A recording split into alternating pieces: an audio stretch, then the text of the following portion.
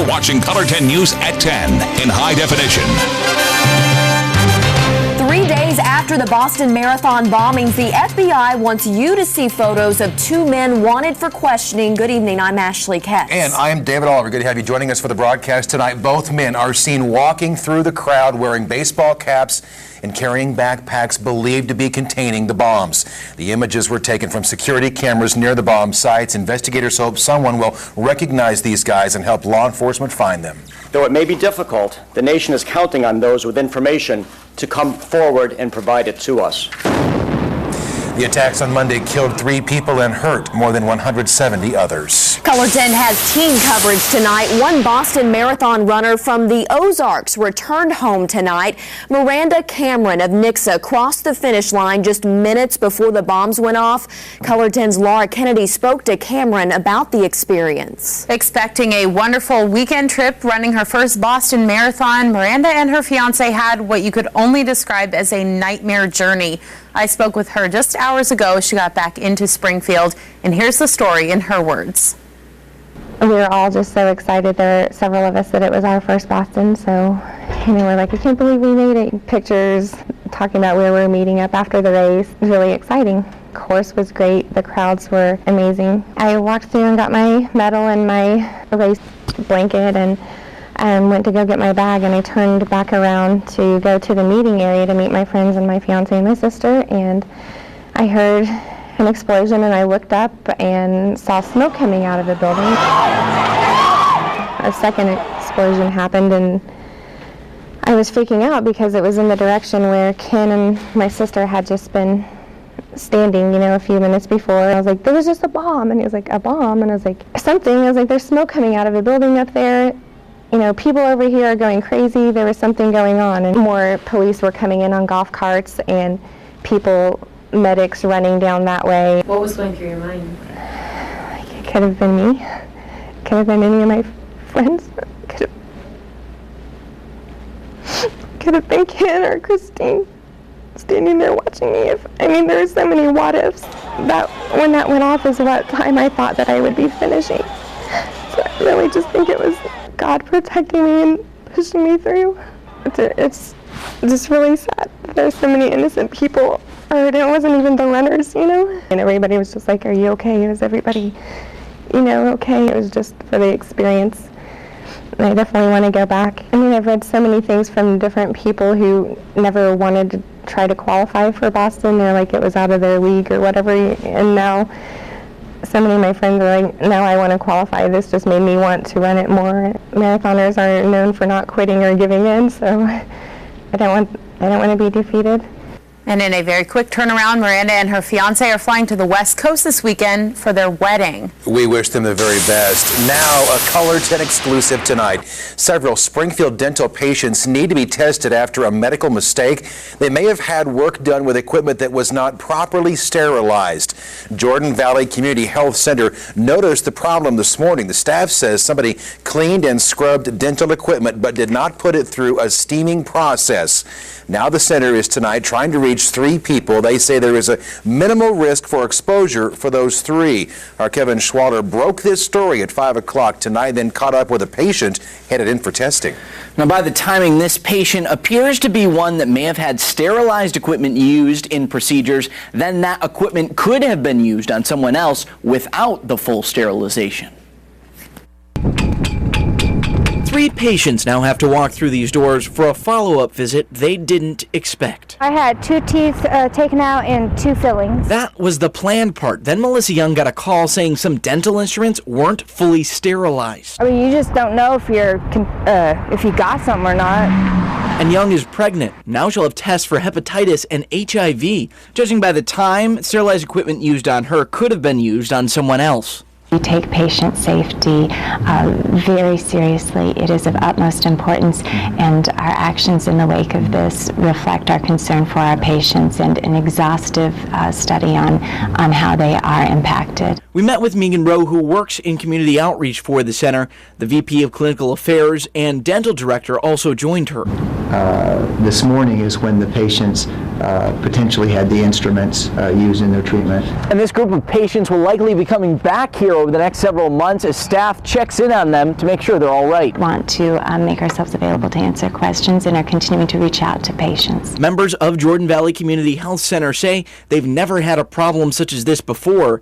They've looked over the records of 17 patients staff may have used equipment on before this improper sterilization. Now, if you remember the Tulsa case, we should point out this one is different. The staff recognized the error and started dealing with it immediately. This was just yesterday we were talking about here. Now, we're talking about 3 people as well that had this possible exposure, although it's minimal risk, not several thousand that were possibly exposed like in Tulsa. And at this point, the medical professionals do not believe the equipment was used on anyone with a transmittable disease before being used again. Kevin, thanks. We will continue to follow that story, but now we need to check in with Jamie. He's tracking clear skies, but it is going to be cold tonight. Yeah, we are clearing skies eventually, and then the cold temperatures that we're dealing with, we've been dealing with all day long. Of course, this is all a result of the storm that came through, dumped a lot of rain. That was the big story with the storm that's come through over the last 24 hours. And this photo, this was from the Sheriff's Office in Douglas County. Water rescue being performed right there. And you can see, although it doesn't look like that much water appearing to come to about knee height, that's really all it takes. That could literally, if it was a car trying to go through there, sweep that car away. In this case, it was a couple that was trapped in a home. Rescuers came out, were getting the couple out, and in the process, the boat that they were in actually capsized, so it turned into a bigger problem, but everybody made it out safely. But you can see a lot of water. We picked up about 1 to 2 inches generally across the Ozarks. Some locations, though, picking up as much as 2 to 4 inches of rainfall. Thankfully, not much in the way of severe weather. Had a couple of tornado reports out of northeast Oklahoma. Surveys were done there. They found EF2 strength in one of those tornadoes. I believe that was near Spavinaw. Winds estimated as high as 110 miles per hour. Here's a look at the forecast for Friday. We're going to start off with clouds.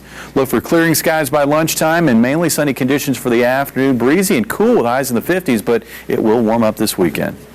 New information about the fertilizer plant explosion in Texas. The death toll likely will rise. Right now, investigators say between 5 and 15 people have died.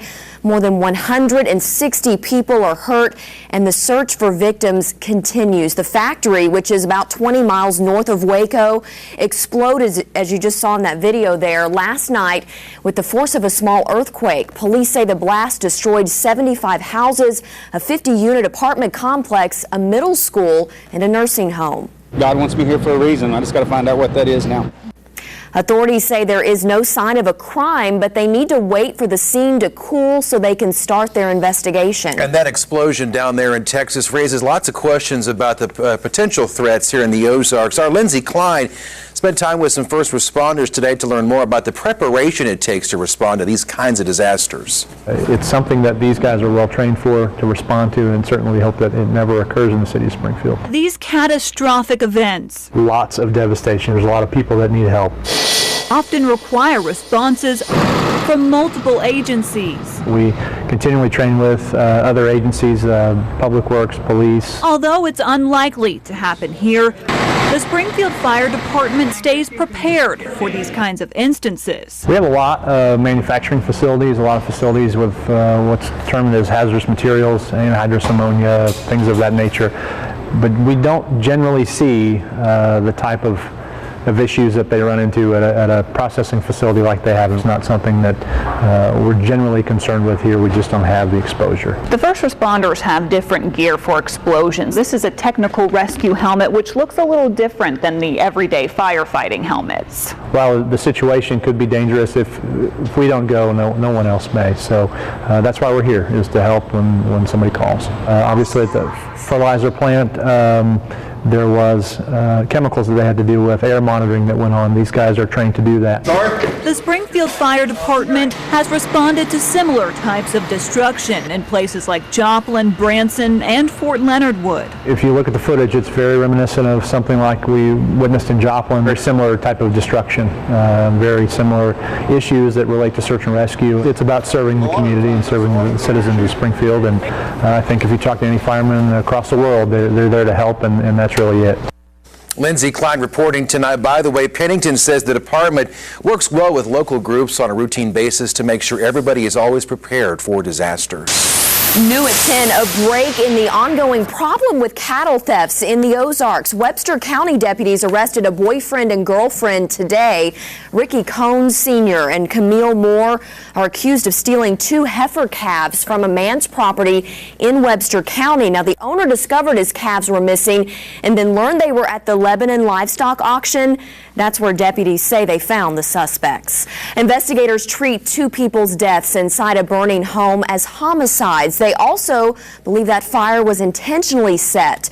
It happened around 9 last night near Tyrone, Missouri. Firefighters responding to the scene found the victims. The Missouri Highway Patrol and the Texas County Sheriff's Office were called in. Investigators say they have identified a person of interest. And also new tonight, a Taney County man faces charges of molesting 2 young girls.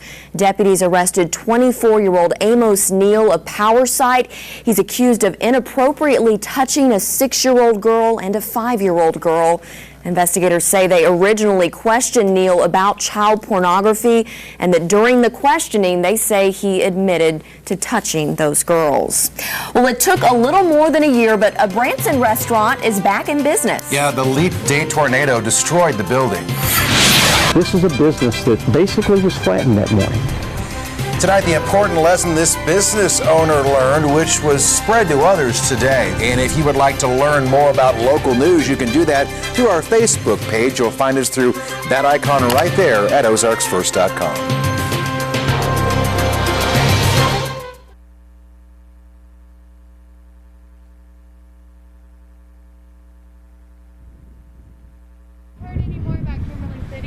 I haven't.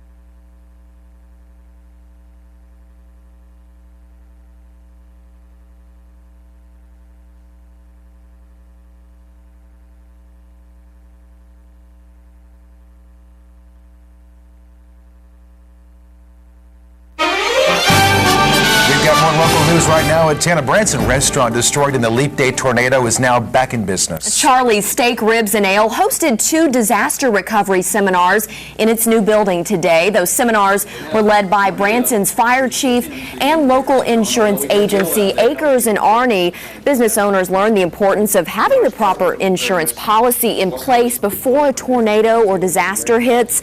Agents say the storm was a perfect example of how a good policy can make all the difference, especially for those in the tourism industry. This is a business that basically was flattened that morning. I saw this gentleman, this owner, at 4 a.m. that morning, and the look on his face that morning transitioned to the look on his face 3 weeks ago as he reopened. That's what it's all about, you know. While many businesses in Branson have already reopened, Charlie's took about 13 months to rebuild. Tonight, new at 10, blame a sinkhole for a Greene County Farm Road's closure. This is Farm Road 195 out between Highway 60 and Farm Road 174. The county says the road's going to be closed now indefinitely. Jamie Warner is watching some weather changes again as we head into the weekend. Oh yeah, at this point last night it was still in the 70s. It was humid out there, and now it's a lot colder. We've been sliding away temperature-wise, and it looks like it's going to get close to freezing overnight tonight. But temperatures will make a rebound over the weekend. A look at that coming up.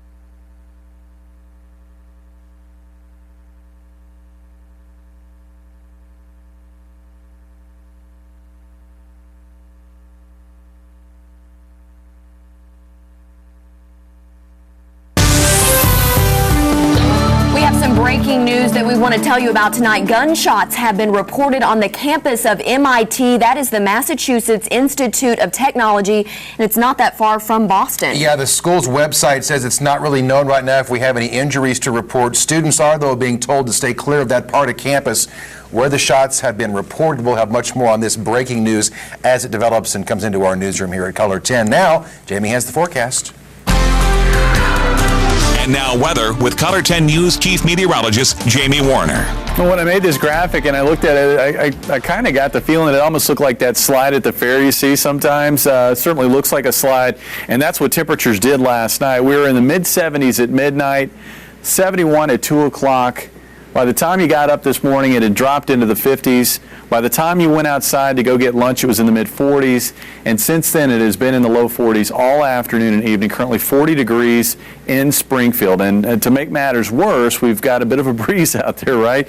Winds out of the west-northwest at 20 miles per hour. That makes it feel more like 30s, and certainly has felt that way throughout the afternoon hours. Right now, temperatures across the Ozarks right around the 40-degree mark, although some locations have already dropped into the upper 30s. Of course, the cold, all compliments of the storm that made its way across the Ozarks last night. Severe weather is now confined to areas from the Ohio Valley south through Mississippi, and there have been a few reports of severe weather, even a few reports of tornadoes, but really it has not been much of a severe weather producer as much as it's been a heavy rainfall producer. The rain now moving out. Still plenty of clouds, although the back edge of the clouds, you can see that right here, and it looks like that's going to be advancing relatively steadily toward the east overnight tonight and into the morning hours on Friday. Cold blast of air coming in will cause those temperatures to continue to drop, despite cloud covering winds, which are typically factors that kind of keep temperatures from dropping as quickly.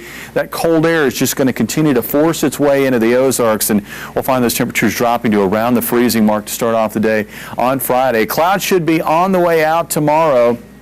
I think they'll be with us in the morning hours, but they should be on the way out by lunchtime.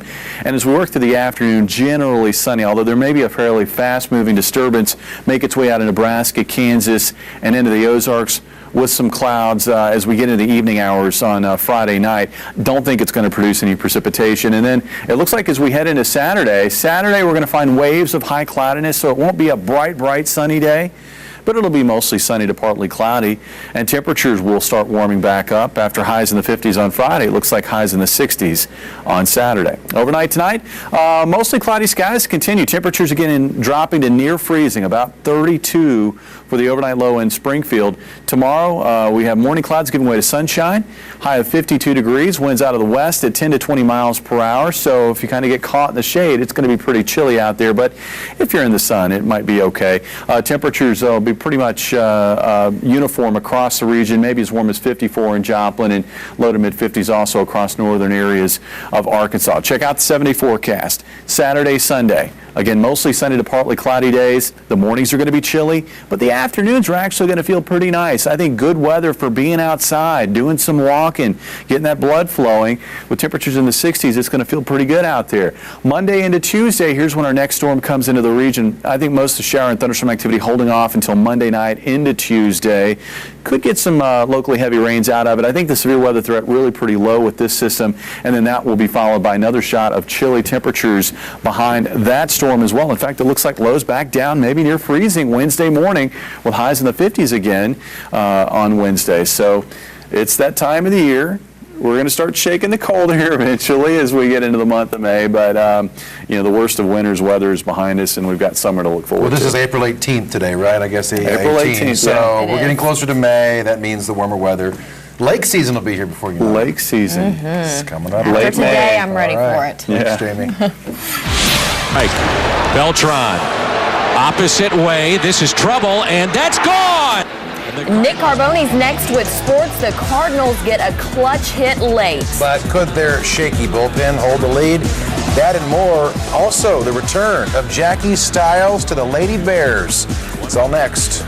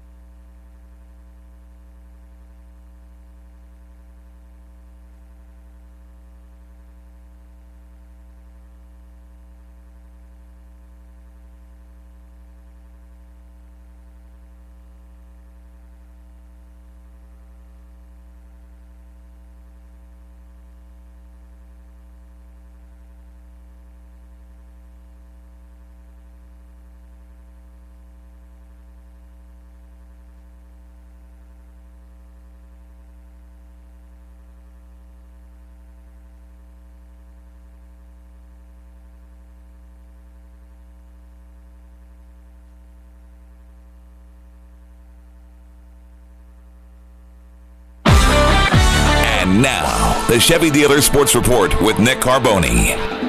New Lady Bears coach Kelly Harper rounding out her staff today, officially hiring her husband John and former Memphis Tiger Jennifer Sullivan as assistants, and also someone named Jackie Stiles. The Lady Bears legend is coming back to Springfield after a one-year stint as an assistant at Loyola Marymount in LA under former Lady Bear Charity Elliott. Stiles is the all-time leading scorer in Division I women's hoops. She helped the Lady Bears to a Final Four 12 years ago. Stiles, a name certainly that helps with recruiting and attention for the program, but Harper says that's not the only reason she hired her. So my initial interest in her was because she's Jackie Stiles, but I'm hiring her because she is a great fit for me, and I think she will be she'll be exactly what we need in this program. Her name alone will get us in so many doors in this area. So many kids know and families know who Jackie is, and we'll have an opportunity to recruit a lot of very talented kids. Jackie's an amazing coach in terms of player development, so I think there's going to be a lot of players that are going to be very interested in working under her. All right, the staff is set except for the director of basketball operations, which Harper says will be finalized soon. So along with Stiles, Harper joined by her husband and longtime assistant John, who will handle a lot of the in-house stuff, she says. Recruiting coordinator is Jennifer Sullivan, who comes from Louisiana, Lafayette, and Arkansas State. She played college hoops at Memphis. The Drury women still don't have a head coach, and now the men's team is looking for a new assistant. Steve Hesser's top assistant, Jay Havens, is taking the head coaching position at East Central University in Oklahoma. Havens helped guide the Panthers to a D2 national title this year. He's been on Hesser's staff for 8 seasons, helping the Panthers get to 6 NCAA tournaments. East Central is also a Division II school located in Ada, Oklahoma, the state where Havens began his coaching career. It's bittersweet, but we are excited about the future and the opportunity, and this is something that I've worked for, and to have the opportunity now, and largely due to the performance of this year's group. I mean, that certainly didn't help, and so I owe a great debt to Coach Hesser and all the players that I've had the opportunity to work with here. New tonight at 10, St. Louis Cardinals starting a 3-game set at Philly tonight. Mike Matheny hinting on Sunday that Edward Mujica would be his 9th inning guy, so we'll see. But first in the 4th, Yadi Molina and the Cards trying to get Adam Wainwright a little cushion. 2-run double makes it 2-0 Cards. In the 7th, 3-2, Eric Kratz reaches out and gets that Waino pitch through the left side. John Mayberry Jr. scores, tie game. But in the 8th, Carlos Beltran. Opposite way with it. That's just got enough to go. His 2nd of the year, 336th career homer. Cards up 1, but can Chief close it out? Mujica in the 9th. It was a wild one. 2 on in scoring position, but Freddie Galvis bounces out. Cards win 4-3. Springfield Cards series opener at Arkansas postponed tonight due to rain in Little Rock. The teams will play a doubleheader tomorrow beginning at 6 and wrap up the series on Sunday. Springfield returns the Hammonds for an 8-game homestand beginning on Monday. 6 games left for the Blues starting tonight against Phoenix. Blues 7th in the West, a point ahead of 8th place Columbus. How about David Perron? Right place, right time on the David Backus shot. Perron knocks in his 10th of the year, 1-0 Blues. Blues 2 minutes away from 2 points here in the 3rd, but Radim Vrabada on the power play gets it by Brian Elliott, which was tough to do tonight. 1-1 goes to a shootout. Blues 4-1 there. They scored the first one. Coyotes' last chances. Oliver Ekman Larson. Elliott goes glove on him. Blues win 2-1. That's a big one. Jury parade tomorrow at 4 downtown. Missouri State has a ball game at 5. Looking forward to it. Thanks a lot, Nick. We'll be right back.